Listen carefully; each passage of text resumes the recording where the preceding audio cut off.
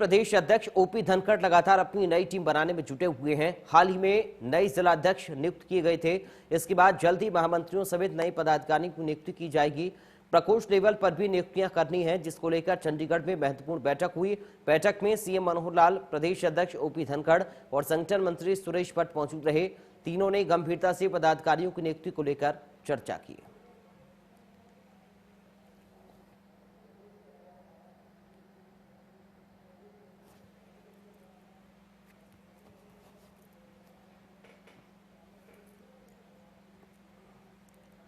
तो संगठन विस्तार पर चर्चा हुई है। पार्टी में पदाधिकारियों की नियुक्ति को लेकर यह चर्चा हुई है।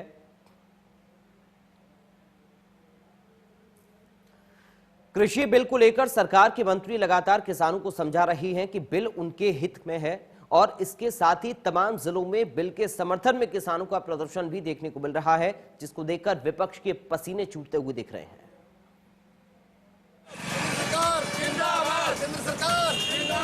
इन तस्वीरों को देखकर ऐसा लगता है कि किसान सरकार की बात समझ गए हैं।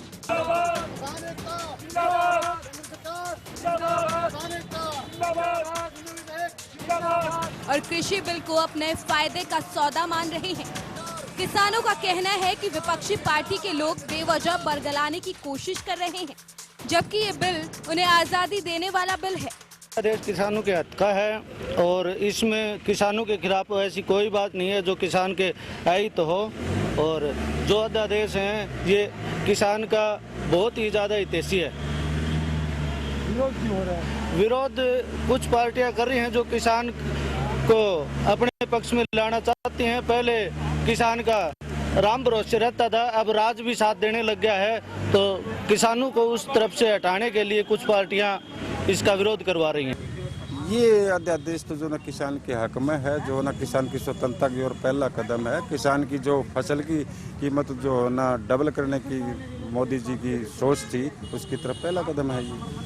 किसानों का ये उत्साह देखने लायक है और शायद इसकी वजह है कि सरकार के मंत्रियों की समझाइश और किसानों के साथ सरकार का जुड़ाव।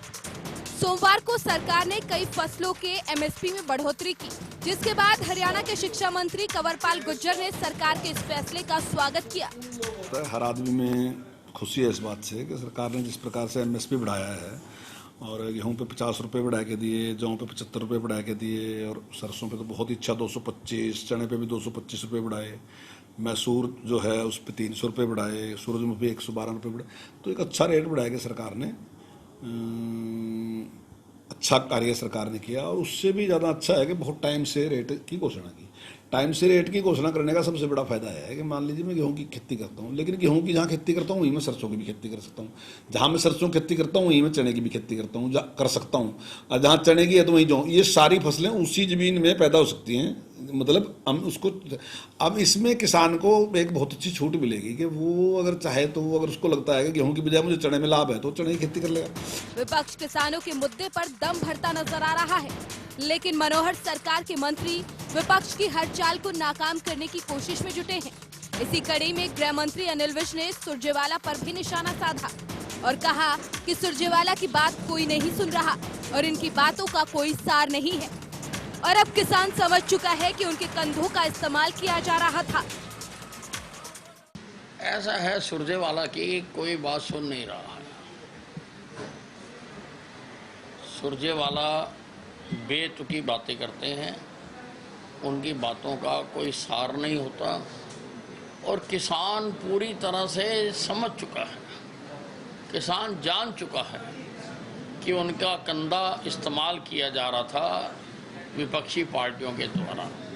इसलिए किसान चुप होकर बैठ गया है और ये जो राजनेता किसानों को आगे करके अपनी राजनीति खेल रहे थे वो बुरी तरह से नाकाम हो चुके हैं। जाहिर है रबी की फसल पर एमएसपी बढ़ाकर सरकार ने किसानों के हित में बड़ा फैसला लिया है और अब किसान भी सरकार के साथ खड़े होते दिख रहे हैं, जिसको देखकर विपक्ष की चिंता बढ़ सकती है तो वहीं सरकार के लिए एक और उपलब्धि साबित हो सकती है। Bureau report, India news Haryana.